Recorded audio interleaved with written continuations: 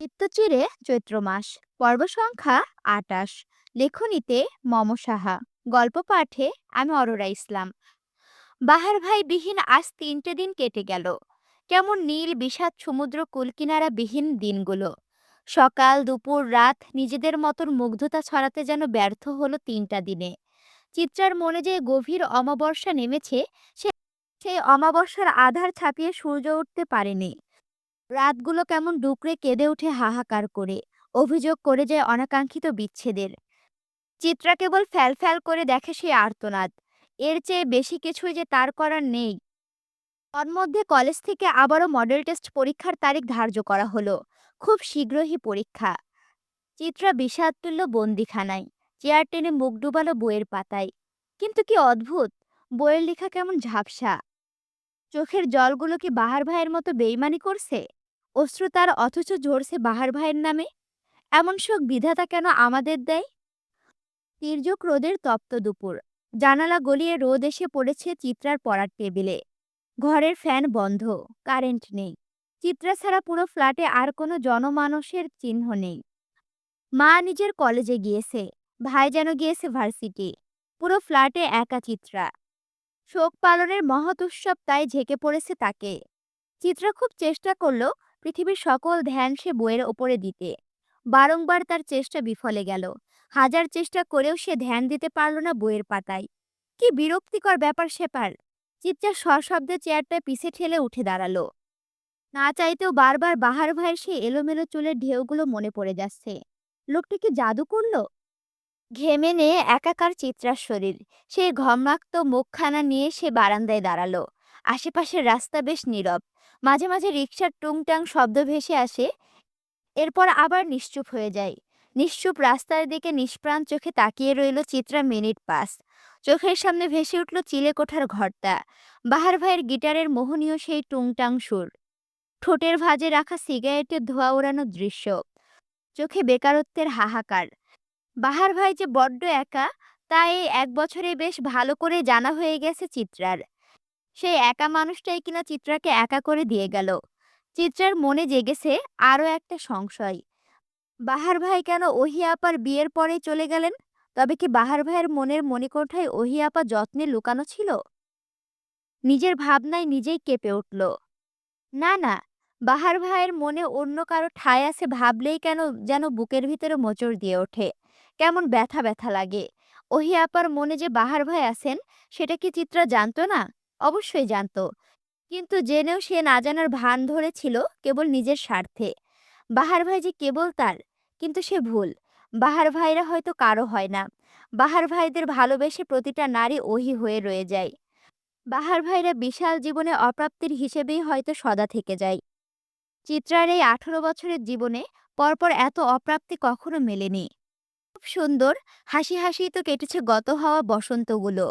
তবে এবার কেন বসন্ত কেবল চৈত্র মাসের খরা হয়ে রইল? এবার কেন বসন্ত এত বিবর্ণ? ভাবনার মাঝেই কলিং বেলের কৃত্রিম শব্দে ভাবনার রাজ্যে ভাটা পড়ল। চিত্রা বিষণ্ণ দেহটাকে টেনে দরজা অবধি নিয়ে গেল। কিন্তু দরজা খুলে সে অবাক। আশেপাশে কেউ নেই। তবে কলিং বেল বাজালো কে?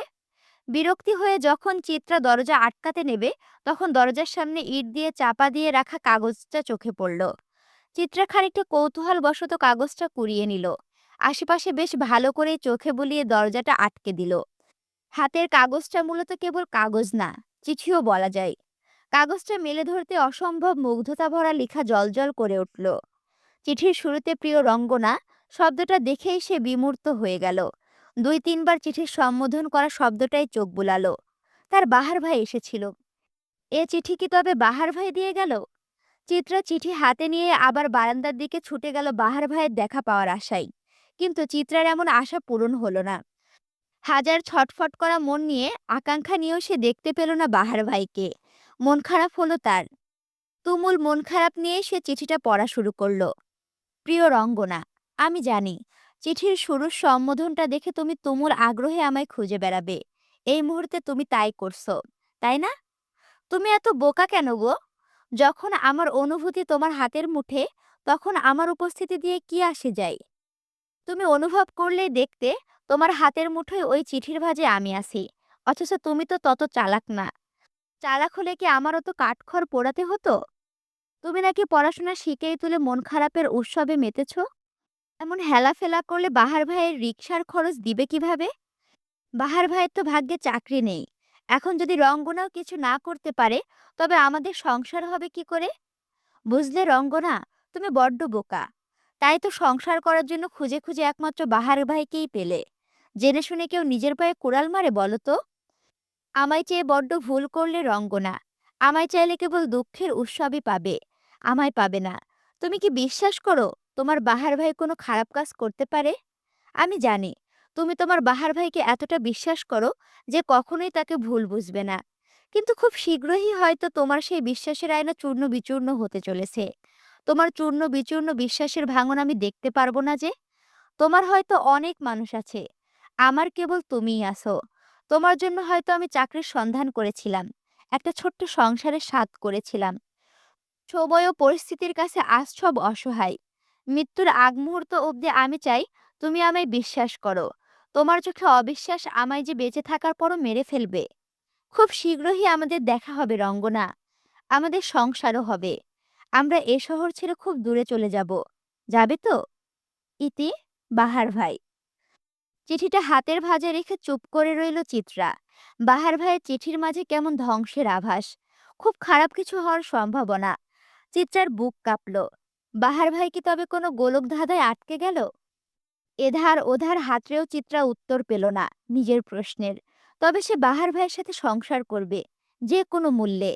যেহেতু সংসার করার জন্য অনেক দূর যেতে হবে, সেহেতু আগে না হয় মহিনের মৃত্যুর রহস্যটা পরিষ্কার করে দিয়ে যাবে। বেশ খানিকটা প্রমাণ তো সে পেয়েই গিয়েছে। এখন কেবল মোক্ষম সময়ের অপেক্ষা। তারপর চিত্রা আর বাহার না হয় শহর ছাড়বে। চিত্রা জানে বাহার ভাইদের কোনো কলঙ্ক হয় না। রাত তখন 11টা। বাহারের চিঠিটা চিত্রা সারাদিনে বোধহয় শখানেকবার পড়ে ফেলেছে। এখনো পড়ছিল। তন্মধ্যেই কলিং বেলের শব্দে তার মনোযোগে বিঘ্ন ঘটে। বুকের মাঝে আরও একবার ছলাৎ করে ওঠে। আবারও দুপুরের মতন অনাকাঙ্ক্ষিত চিঠি আসতে পারে ভেবেই সে ছুটে গেল মেইন দরজার সামনে। মুনিয়া বেগম রাতে রান্না করছিলেন। দরজার শব্দ শুনে সেও হাত মুছতে মুছতে এগিয়ে এলো দরজার দিকে। চিত্রা মাকে দেখে নিজেকে সংযত করে ধীর গতিতে দরজা খুলতে হতভম্ব চোখে সামনের মানুষটার দিকে তাকিয়ে রইল। মুনিয়া বেগমের চোখেও ভরা বিস্ময়। অবাক কণ্ঠে বলল, তুমি এখানে যে? আকাশের চাঁদ মাটিতে কেন? শেষ কথাটায় তাচ্ছিল্যের ছোঁয়া। দরজার ওপাশে দাঁড়ানো নুরুল সওদাগর তেমন পাত্তা দিল না বোধহয় সেই তাচ্ছিল্যে। বরং বেশ কঠিন স্বরে চিত্রাকে শুধালো, ওই লম্পট ছেলেটা কোথায়? চিত্রা ভুরু কুঁচকালো। অবুঝ কণ্ঠে বলল, জি। তোমাদের পছন্দের ওই ভবঘুরে নেশাখোর ছেলেটা কোথায়? চিত্রা এবার বোধহয় বুঝলো বাবা কার কথা বলছে। বোধহয় সাথে সাথে তার চোখে মুখে বিরক্ত ছেয়ে পড়ল। রাগী কণ্ঠে সে তার বাবাকে বলল, ওনার একটা নাম আছে আব্বা, ভদ্রভাবে বলতে পারলে বলুন, না হয় কথা বলবেন না। নুরুল সওদাগর তাজ্জব বনে গেলেন। এতদিন তার মেয়ের চোখে মুখে যে সম্মান দেখেছিল নিজের জন্য, আজ আর সেটা দেখতে পেল না। লেবু অতিরিক্ত চিপলে সেটা তিতা হয়ে যায়। চিত্রাই তার বহিঃপ্রকাশ। নুরুল সওদাগর তবুও দমে গেলেন না। কঠোর হয়ে বললেন, তোমার বাহার ভাইকে পেলে অবশ্যই আমাকে কল দিবে, কারণ ওরে আমাদের পুলিশ টিম খুঁজছে। মুনিয়া বেগম অসন্তুষ্ট কণ্ঠে বলল, ওরে খুঁজছে কেন তোমার পুলিশ টিম? মানুষের ভালো তোমাদের কি সহ্য হয় না?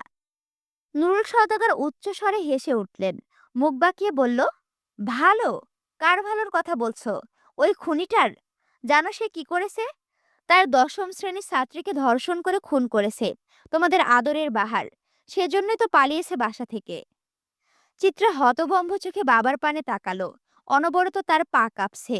বাহার ভাই অমন করেছে?